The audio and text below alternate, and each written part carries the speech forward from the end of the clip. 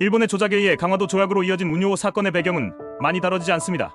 먼저 포함외교, 여기서 포함이란 다소 상징적인 것으로 실제 의미는 강한 군사력을 앞세워 유리한 협상으로 이끄는 것을 말합니다.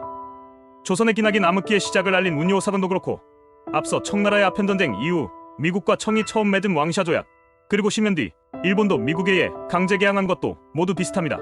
일본은 미국의 페리제독이 이끄는 군함으로 인해 개항했는데 당시 일본에서 그린 그림만 봐도 그들의 두려움을 알 수 있습니다.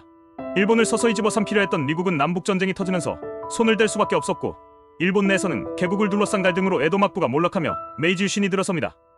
새 정부가 들어선 일본은 조선에 새로운 형태의 외교 문서를 전달했고 훈컨대 원군은 중국에서만 사용되었던 황제를 칭하는 문과 삽입되었다는 등 여러 글을 문제삼아 접수하지 않고 계속 거절했습니다.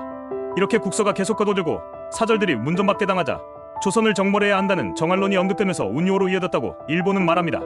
사실 조선의 입장에서는 에도 막부의 쇼군을 국왕으로 인지하고 있었는데 갑자기 새로 만든 도장과 기존 쇼군이 아닌 더 높은 사람이라며 천황이라는 외교 문서를 들고 나타났는데 응 알았어, 그래 잘 지내보자 하기 어려웠다는 의견도 있습니다.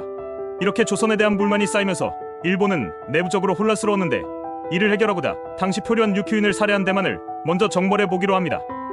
물론 청나라에 먼저 연락해 배상을 요구했지만 청은 본인 문화권이 아니하는 거절했으니 가능했고 일부 반대에도 강행하여 공격했습니다. 일본은 이 사건을 통해 조선을 공격해도 과거 임진왜란처럼 청이 개입할 거란 생각을 버린 것 같습니다. 기존 훈컨대 원군이 실각해도 조선의 입장은 똑같았고 일본은 조선에 들어가기조차 힘들어지자 조선인을 외국인 고문으로 채용해서 은밀히 지도를 만들며 조선의 정보를 입수하기 시작했습니다. 운요는 원래 영국에서 던져든 목조 증기선으로 조선의 내부 상황을 모두 알고 있는 일본은 본인들이 미국에 당한 것처럼 함포외교에 사용하려고 운요를 부산으로 불러와 무력 시위하기도 했습니다.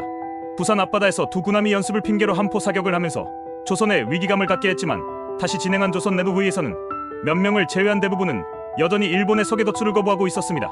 조선의 무대응에 일본은 돌아갈 수밖에 없었는데 러시아와의 영토 갈등이 해결되자 망설임 없이 한 달 뒤인 9월 19일 강화도 인근 해역에 다시 나타나 다음 날 강화도에 초지진 포대까지 접근했습니다.